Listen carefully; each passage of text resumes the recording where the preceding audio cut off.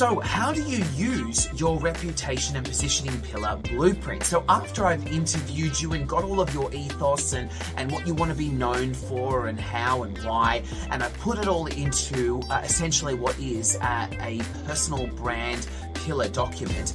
After that, how you use it is you either give it to your team, or you give it to your PR agency, or you give it to us. And what we do is we use all of those pillars to create content for you.